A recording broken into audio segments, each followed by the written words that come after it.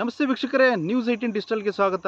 ನಾನು ದುರ್ಚಂದ್ರು. ಇನ್ನೇನು ಕೆಲವೇ ದಿನಗಳಲ್ಲಿ ಆ ಒಂದು ಕಟ್ಟಡಕ್ಕೆ ಗೃಹಪ್ರವೇಶ ಆಗಬೇಕಿತ್ತು. ಆ ಒಂದು ಕುಟುಂಬದ ಯಜಮಾನ ಆ ಮನೆಯಲ್ಲಿ ಗೃಹಪ್ರವೇಶ ಮಾಡಿ ಬದುಕನ್ನು ಕಟ್ಕೊಳ್ಬೇಕಿತ್ತು. ಆದರೆ ನಿನ್ನೆ ಸಂಜೆ ಸುರಿದಂಥ ಸಾಧಾರಣ ಮಳೆ ಅವರ ಕನಸಿಗೆ ಕೊಳ್ಳಿ ಇಟ್ಟಿದೆ. ಯಾಕೆಂತೇಳಿದ್ರೆ ನಿನ್ನೆ ಸಂಜೆ ಸುರಿದಂಥ ಮಳೆ ಆ ಒಂದು ಕಟ್ಟಡ ನಿರ್ಮಾಣ ಆಗಿರ್ತಕ್ಕಂತಹ ಸಮೀಪದಲ್ಲಿ ಇದ್ದಂಥ ತಡೆಗೋಡೆ, ಸುಮಾರು 100ರಿಂದ 150 ಅಡಿ ಇದ್ದ ತಡೆಗೋಡೆ ಸಂಪೂರ್ಣವಾಗಿ ಕುಸಿದು ಬಿದ್ದಿರುವಂಥದ್ದು. ಇದರಿಂದ ಈ ಒಂದು ನೂತನ ಕಟ್ಟಡಕ್ಕೆ ಹಾನಿ ಒಳಗಾಗಿದೆ, ಜೊತೆಗೆ ಅದು ಕುಸಿಯುವ ಸ್ಥಿತಿ ನಿರ್ಮಾಣ ಆಗಿದೆ. ಹಾಗಾಗಿ ಆ ಒಂದು ಕಟ್ಟಡವನ್ನು ತೆರವುಗೊಳಿಸಬೇಕು ಅಂತೇಳಿ ಇದೀಗ ಸ್ಥಳೀಯ ಗ್ರಾಮ ಪಂಚಾಯತಿ ಅಧಿಕಾರಿಗಳು ಮುಂದಾಗಿದ್ದಾರೆ. ಇಂತಹದೊಂದು ಘಟನೆ ನಡೆದಿರುವಂಥದ್ದು ಬೆಂಗಳೂರು ಹೊರವಲಯ ಆನೇಕಲ್ ತಾಲೂಕಿನ ಬನ್ನೇರುಘಟ್ಟ ಗ್ರಾಮ ಪಂಚಾಯತಿ ವ್ಯಾಪ್ತಿಯ ಬಿಲ್ವಾರದಳ್ಳಿ ಗ್ರಾಮದಲ್ಲಿ ನಿನ್ನೆ ಸಂಜೆ ಸುಮಾರು 5:30 ಸುಮಾರಿಗೆ ಬಿಲ್ವಾರದಳ್ಳಿ ಗ್ರಾಮದಲ್ಲಿ ಒಂದು ಸಾಧಾರಣ ಮಳೆ ಸುರಿದಿತ್ತು. ಈ ಒಂದು ಸಂದರ್ಭದಲ್ಲಿ ಏಕಾಏಕಿ ಬಡಾವಣೆಗೆ, ಅಂದರೆ ನ್ಯೂ ವಿನ್ನರ್ಸ್ ಬಡಾವಣೆ ಅಂತೇಳಿ ಈ ಬಡಾವಣೆಗೆ ಹೊಂದ್ಕೊಂಡಿರ್ತಕ್ಕಂತಹ ಸುಮಾರು 100 ಅಡಿ ಉದ್ದದ, ಸುಮಾರು 15 ಅಡಿ ಎತ್ತರದ ತಡೆಗೋಡೆ ದಿಢೀರಂತ ಕುಸಿದು ಬಿದ್ದಿತ್ತು. ಜೊತೆಗೆ ಇದಕ್ಕೆ ಹೊಂದ್ಕೊಂಡಿರ್ತಕ್ಕಂತಹ ನೂತನ ಕಟ್ಟಡ, ಜೊತೆಗೆ ಖಾಸಗಿ ಶಾಲೆ ಸುತ್ತಮುತ್ತಲೂ ಬಿರುಕು ಕಾಣಿಸ್ಕೊಂಡಿತ್ತು. ಇದು ಎಲ್ಲೋ ಒಂದು ಕಡೆ ಸ್ಥಳೀಯರಲ್ಲಿ ಆತಂಕಕ್ಕೆ ಕಾರಣವಾಗಿತ್ತು. ಕೂಡಲೇ ಅವರು ಬನ್ನೇರುಘಟ್ಟ ಗ್ರಾಮ ಪಂಚಾಯತ್ ಅಧಿಕಾರಿಗಳಿಗೆ ಮಾಹಿತಿ ನೀಡಿದ್ದಾರೆ. ಬನ್ನೇರುಘಟ್ಟ ಗ್ರಾಮ ಪಂಚಾಯತಿ PDO ರಮೇಶ್ನವರು ಸ್ಥಳಕ್ಕೆ ಹೋಗಿ ಭೇಟಿ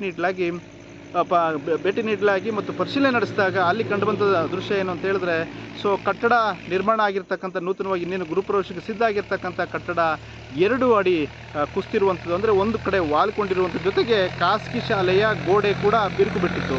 ಇದು ಇಲ್ಲೊಂದು ಕಡೆ ಅಧಿಕಾರಿಗಳು ಕೂಡ ಆತಂಕಕ್ಕೆ ಕಾರಣವಾಗಿದೆ. ಯಾಕೆಂತ ಹೇಳಿದ್ರೆ ಆ ಒಂದು ಕಟ್ಟಡದ ಪಕ್ಕದಲ್ಲೇ 2 ಕುಟುಂಬಗಳು ವಾಸ ಮಾಡ್ತಾ ಇದ್ವು ಬೇರೊಂದು ಕಟ್ಟಡದಲ್ಲಿ. ಅವರನ್ನು ಕೂಡಲೇ ತೆರವುಗೊಳಿಸಲಾಯಿತು. ಜೊತೆಗೆ ಖಾಸಗಿ ಶಾಲೆಯ ಪ್ರಿನ್ಸಿಪಾಲ್ರನ್ನು ಕರೆಸಿ ಮುಂದಿನ ತಾತ್ಕಾಲಿಕವಾಗಿ ಶಾಲೆಗೆ ರಜೆ ನೀಡಬೇಕು. ಯಾಕಂದರೆ ಮಕ್ಕಳ ಸುರಕ್ಷತೆ ದೃಷ್ಟಿಯಿಂದ ಮುಂದೆ ಏನಾದರೂ ಅನಾಹುತ ಸಂಭವಿಸ್ಬೋದು ಅಂತೇಳಿ ಗ್ರಾಮ ಪಂಚಾಯತಿ PDO ಅವರು ಕೂಡ ಸೂಚನೆ ನೀಡಿದರು. ಮತ್ತು ಇವತ್ತು ಕೂಡ ಬೆಳಗ್ಗೆಯೇ ಗ್ರಾಮ ಪಂಚಾಯತಿ ಅಧಿಕಾರಿಗಳ ಜೊತೆಗೆ ಮತ್ತು ಜಿಲ್ಲಾ ಪಂಚಾಯತಿಯ AEE ಶಂಕರಪ್ಪರು ಕೂಡ ಸ್ಥಳಕ್ಕೆ ಭೇಟಿ ನೀಡಿ ಪರಿಶೀಲನೆ ನಡೆಸಿದಾಗ ಅಲ್ಲಿ ಕಂಡುಬಂದದ್ದು ಏನಂತ ಹೇಳಿದ್ರೆ, ಕಳೆದ 30 ವರ್ಷಗಳಿಂದ ಈ ಒಂದು ನ್ಯೂ ವಿನ್ನರ್ಸ್ ಬಡಾವಣೆಯನ್ನು ನಿರ್ಮಾಣ ಮಾಡಲಾಗಿತ್ತು. ಆಗ ಇದು ದೊಡ್ಡ ಹಳ್ಳ ಕೊಳ್ಳ ರೀತಿ ಇತ್ತು.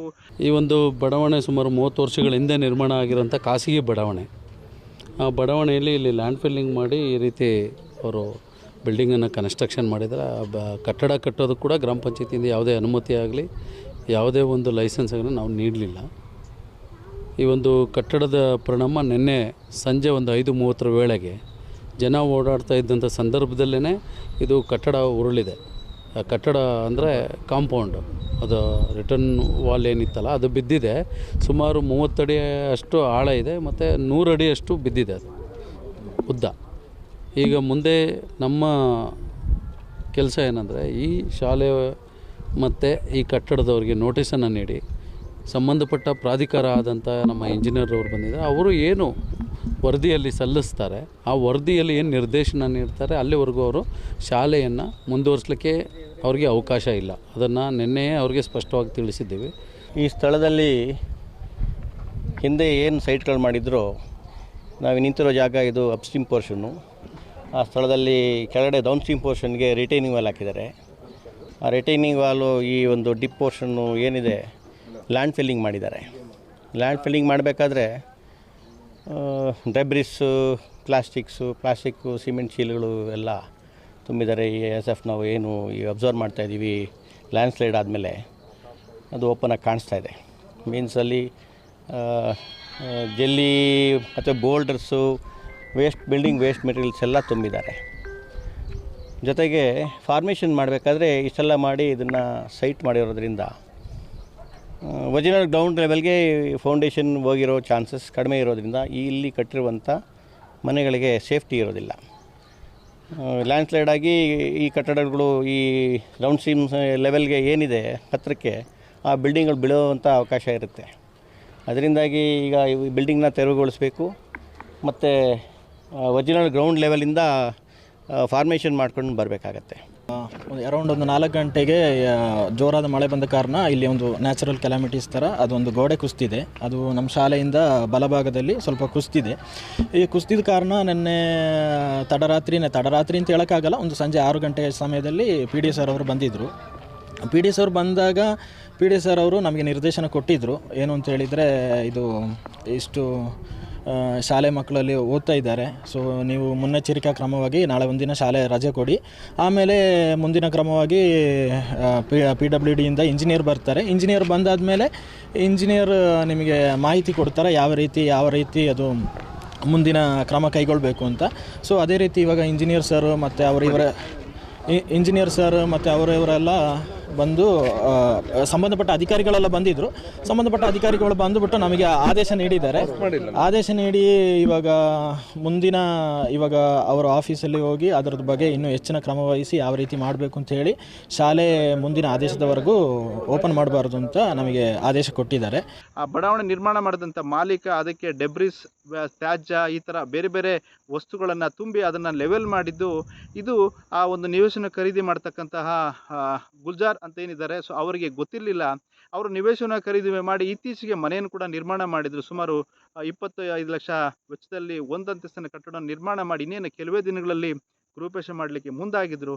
ಆದರೆ ಇವತ್ತು ಅವರ ಆಸೆ ಏನು ತಣ್ಣೀರೇರಿಸಲಾಗಿದೆ ಅವ್ರಿಗೆ. ಯಾಕೆ ಅಂತ ಹೇಳಿದ್ರೆ ಆ ಒಂದು ಕಟ್ಟಡ ಒಂದು ಕಡೆ ಸುಮಾರು 3 ಅಡಿ ವಾಲ್ಕೊಂಡಿದ್ದು ಅದನ್ನು ತೆರವು ಮಾಡಬೇಕು ಅಂತೇಳಿ ಈಗ AW ಶಂಕರಪ್ಪರು ಕೂಡ ತಿಳಿಸಿದ್ದಾರೆ. ಜೊತೆ ಗ್ರಾಮ ಪಂಚಾಯತ್ ಅಧಿಕಾರಿಗಳು ಕೂಡ ಹೇಳುವಂಥದ್ದು ಏನು ಅಂತ ಹೇಳಿದ್ರೆ, ಖಾಸಗಿ ಶಾಲೆ ಇರ್ಬೋದು ಅಥವಾ ನೂತನ ಕಟ್ಟಡ ಇರ್ಬೋದು, ಇವರು ಯಾರೂ ಕೂಡ ಗ್ರಾಮ ಪಂಚಾಯತಿಯಿಂದ ಮನೆ ನಿರ್ಮಾಣ ಮಾಡಲಿಕ್ಕೆ, ಕಟ್ಟಡ ನಿರ್ಮಾಣ ಮಾಡಲಿಕ್ಕೆ ಪರವಾನಗಿಯನ್ನು ತೆಗೆದುಕೊಂಡಿಲ್ಲ. ಇವರು ಒಂದು ರೀತಿ ಅವೈಜ್ಞಾನಿಕವಾಗಿ ಈ ಒಂದು ಕಟ್ಟಡ ನಿರ್ಮಾಣ ಮಾಡಿದ್ದಾರೆ. ಯಾಕೆ ಅಂತ ಹೇಳಿದ್ರೆ ಸುಮಾರು 20ರಿಂದ 25 ಅಡಿ ಡೆಬ್ರಿಸನ್ನು ತುಂಬಲಾಗಿದೆ. ಇವರು ಮನೆ ನಿರ್ಮಾಣ ಮಾಡಬೇಕಾದ್ರೆ ಮೂಲ ಅಂದರೆ ಗಟ್ಟಿಯಾಗಿರ್ತಕ್ಕಂತಹ ಮಣ್ಣಿನವರೆಗೂ ಕೂಡ ಇವರು ಅಡಿಪಾಯವನ್ನು ಹಾಕಬೇಕಾಗಿತ್ತು. ಆದರೆ ಇವರು ಮೇಲ್ನೋಟಕ್ಕೆ ಆ ಒಂದು 20 ಅಡಿ ಅಡಿಪಾಯ ಹಾಕಿರೋದು ಕಂಡು ಬರ್ತಾ ಇಲ್ಲ. ಹಾಗಾಗಿ ಈ ಒಂದು ಮನೆ ಕುಸಿತ ಆಗಲಿಕ್ಕೆ ಮತ್ತು ತಡೆಗೋಡೆ ಕುಸಿತ ಆಗಲಿಕ್ಕೆ ಇದೇ ಪ್ರಮುಖ ಕಾರಣ.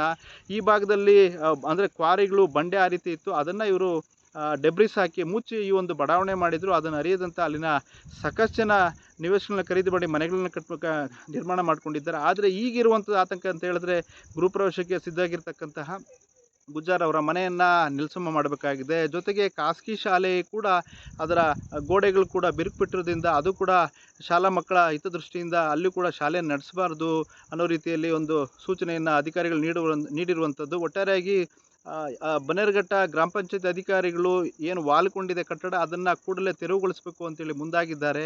ಈ ಸಂಬಂಧಪಟ್ಟ ಹಾಗೆ ಮಾಲೀಕ ಗುಜಾರಿನ ಆತ ಮಂಗಳೂರು ಮೂಲದವನು ಅಂತ ಹೇಳಲಾಗ್ತದೆ. ಆತ ಕೂಡ ಈಗ ಸ್ಥಳೀಯವಾಗಿಲ್ಲ, ಮಂಗಳೂರಿಗೆ ಹೋಗಿದ್ದಾನಂತೆ. ಆತ ಬಂದ ಮೇಲೆ ಆತನಿಗೆ ನೋಟಿಸ್ ಜಾರಿ ಮಾಡಿ ಆತನನ್ನು ಒಪಿನಿಯನ್ನ ತೆಗೆದುಕೊಂಡು ಮನೆಯ ಮಾಲೀಕನೇ ಕಟ್ಟಡವನ್ನು ತೆರವುಗೊಳಿಸ್ತಾನೆ ಅಥವಾ ಗ್ರಾಮ ಪಂಚಾಯತ್ ಅಧಿಕಾರಿಗಳೇ ಸರ್ಕಾರದ ಹಣದಿಂದ ಈ ಒಂದು ಕಟ್ಟಡವನ್ನು ತೆರವುಗೊಳಿಸ್ತಾರಾ ಎಂಬುದನ್ನು ಕಾದು ನೋಡಬೇಕಾಗಿದೆ. ನಿರ್ಭೀತ, ನಿಷ್ಪಕ್ಷಪಾತ, ವಿಶ್ವಾಸಾರ್ಹ ಸುದ್ದಿಗಳಿಗೆ ಮತ್ತೊಂದು ಹೆಸರಾಗಿರುವ News18 ಕನ್ನಡ ಈಗ ಆಪ್ನಲ್ಲೂ ಲಭ್ಯವಿದೆ. ದಯವಿಟ್ಟು ಇಲ್ಲಿರುವ QR ಕೋಡ್ ಅನ್ನು ಸ್ಕ್ಯಾನ್ ಮಾಡಿಕೊಂಡು ಆಪ್ ಡೌನ್ಲೋಡ್ ಮಾಡೋದಕ್ಕೆ ಮರಿಬೇಡಿ. ನಿಮ್ಮ ಬೆಂಬಲ ಹೀಗೆ ಸದಾ ನಮ್ಮೊಂದಿಗಿರಲಿ. ಧನ್ಯವಾದ.